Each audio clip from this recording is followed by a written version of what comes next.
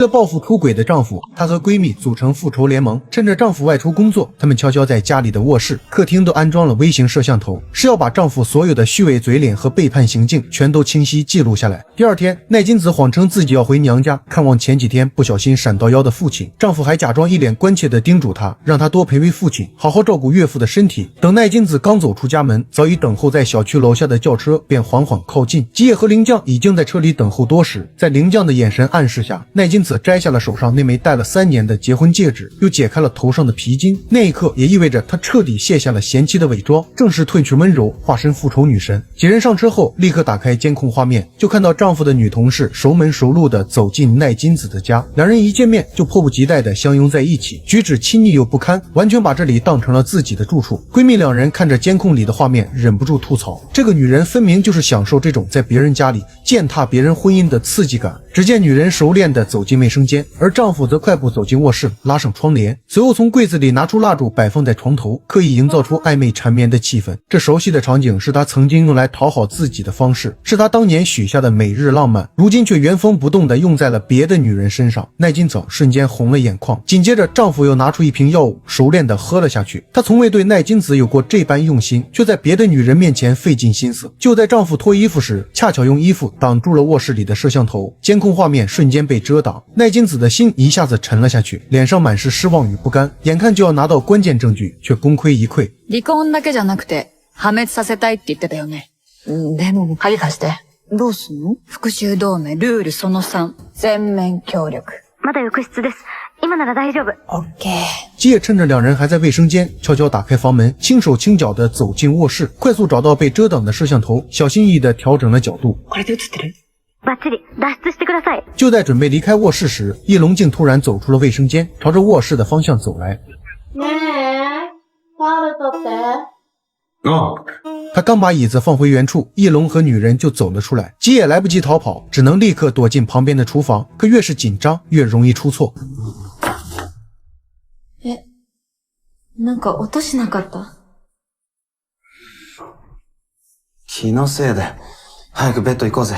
女人也满脸警惕，下意识地朝着厨房的方向走去，眼看就要发现躲在里面的吉野。就在这千钧一发之际，家里的门铃突然响了起来。翼龙和女人瞬间被吸引了注意力，脸上的警惕渐渐褪去，取而代之的是一丝慌乱。翼龙发现门外站着一名外卖员，他语气不耐烦地声称自己并没有点外卖，可外卖员却执意不肯离开，嘴里反复念叨着地址没错。其实这名外卖员正是铃将假扮的。好不容易打发走外卖员，翼龙便转身走进卧室，准备继续和女人温存，却突然想起了刚才厨房的异响，心里又升起一丝疑虑，于是转身朝着厨房走去。可他不知道，就在转身走进卧室的间隙，吉野已经趁着这个机会悄悄走出了屋外。奈津子看着监控里两人毫不避讳的龌龊模样，眼底满是怒火与不甘，积压了3年的委屈和愤怒，在这一刻彻底翻涌上来，几乎要将他吞噬。就在这时，叶龙对着女人说了一句话。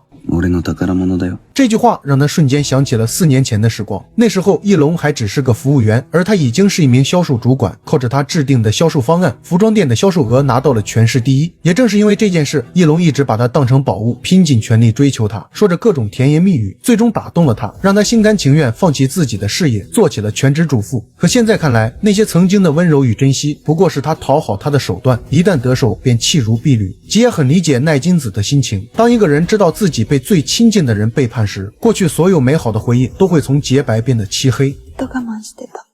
子供ができたら変わるんだろう。変わんないよ。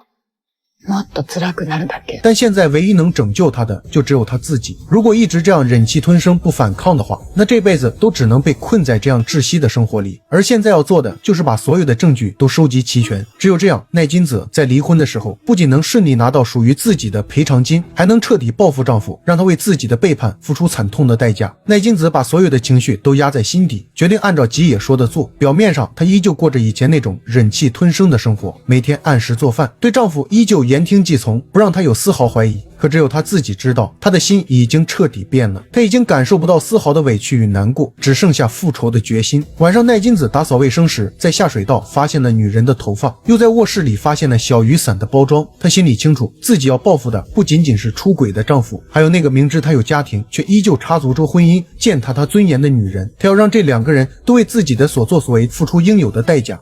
あの女だって同罪。協力してくれる？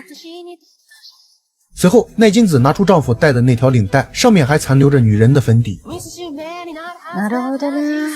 使えるよ、これ。私に任せて。お願い。絶対、復讐したいの。那接下来，闺蜜三人该如何一步步实施复仇计划？如何将收集到的证据让他们身败名裂，付出惨痛的代价呢？我是专注最新影视的阿南，该剧每周更新一集，我们下期见。